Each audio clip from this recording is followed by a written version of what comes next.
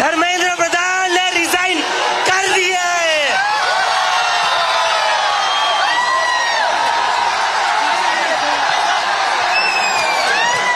We have bloody done it. क्या कहते थे ये? സമാനതകളില്ലാത്ത പോരാട്ടത്തിന്റെ വിജയം ആഘോഷിക്കപ്പെടുന്ന നിമിഷമാണ്. നിസാം എന്നൊരു പ്രേക്ഷകൻ ചേരുന്നുണ്ട് ടെലിഫോൺ ലൈനിൽ. നിസാം, പറയൂ.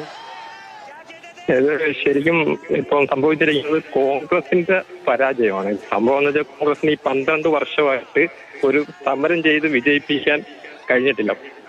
പക്ഷേ ഈ ഒരു രജിസ്റ്റർ ചെയ്യാത്തൊരു പാർട്ടിയായ CP എന്ന് പറയുന്ന പാർട്ടി അത് ഒരു സമരം ഏറ്റെടുത്ത് ആദ്യത്തെ സമരം തന്നെ ശക്തമായിട്ട് മുന്നോട്ട് കൊണ്ടുപോയി അത് വിജയിപ്പിച്ചിരിക്കാം.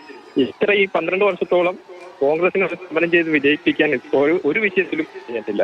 അവർ മുന്നോട്ട് വെച്ച സമരത്തിലേക്ക് കൊണ്ടുവന്നിട്ട് ആ സമരങ്ങളെല്ലാം പരാജയപ്പെടുകയാണ് ചെയ്തത്.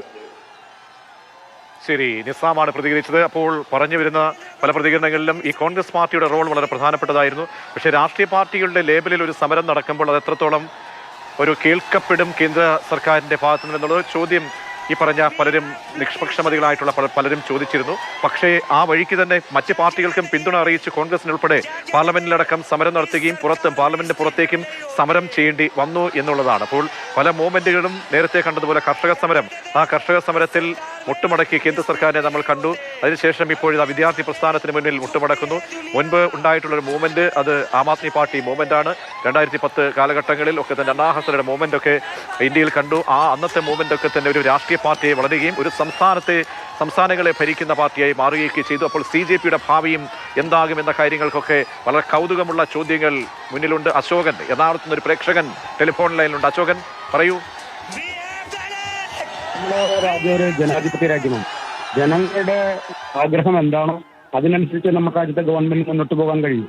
നമ്മുടെ കുട്ടികൾ നടത്തിയ സമരം തീർച്ചയായും ന്യായമായ സമരമാണ്. അതിനവരെ ഭരണകൂട ഭീകരത ഉപയോഗിച്ചുകൊണ്ട് അടിച്ചമർത്തി മുന്നോട്ട് പോകാൻ നോക്കിയാൽ കഴിഞ്ഞാൽ ഒരു കാരണവശാലും അത് ദീർഘകാലം പിടിച്ചു നിൽക്കാൻ കഴിയില്ല ഗവൺമെന്റ്. ഗവൺമെന്റ് ഇപ്പോൾ എടുത്തിരിക്കുന്ന ധർമ്മേന്ദ്ര പ്രധാൻ രാജ്യം അടക്കുന്നത് നേരത്തെ ചെയ്യേണ്ടതായിരുന്നു. കുട്ടികളെ മൃഗീയമായി മർദ്ദിച്ചുകൊണ്ട് അവരുടെ അവകാശങ്ങളെ അടിച്ചമർത്താൻ നോക്കിയ നിലപാട് നമ്മുടെ രാജ്യത്ത് ഇന്ത്യ ഗവൺമെന്റ് ചെയ്ത് തീർത്തും അന്യായമായ നിലപാടാണ്. അതിനോടുള്ള ഖേദം ഞാൻ ഈ അവസരത്തിൽ പഠിപ്പിക്കുകയാണ്. ഇത്തരങ്ങൾ വിഷയങ്ങൾ ഇനിയും ഉണ്ടായി കഴിഞ്ഞാലും ഇതുപോലുള്ള ജനകീയ കൂട്ടായ്മ, യുവാക്കളുടെ കൂട്ടായ്മ ഏതൊരു സർക്കാരിനെയും നിർവഹിക്കൊണ്ടുപോകാൻ കഴിയും എന്ന് ഈ സമരത്തിലൂടെ നമുക്ക് ഇന്ത്യയിലെ ജനങ്ങൾക്ക് മുഴുവൻ ബോധ്യപ്പെട്ടിരിക്കുകയാണ് സാർ. Thank you.